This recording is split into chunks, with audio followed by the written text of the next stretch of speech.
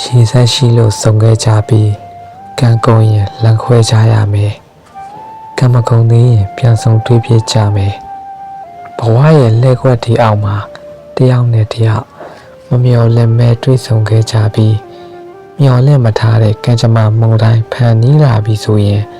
ထင်မှတ်မထားတဲ့အခြေအနေတွေကြောင့်လေတယောက်နဲ့တယောက်ဝေးကွာသွားကြရတာပဲတကယ်တမ်းကျတော့ရည်ဆက်ရှိလို့ဆုံတာထက်တယောက်ကိုတယောက်ဝေကျွေးဆက်ဖို့ဆုံးဖြတ်ခဲ့ကြတာပါအနာကထွက်သွားတဲ့သူကိုကျေးဇူးတင်လိုက်ပါသူကြောင့်ဝတ္တုခါမှာလွတ်ကင်းသွားလို့ပါဘဝဆိုတာ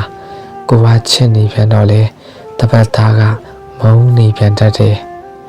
ကိုယ်ကမုန်းနေပြန်တော့လေတပတ်သားကချစ်နေပြန်တတ်တယ်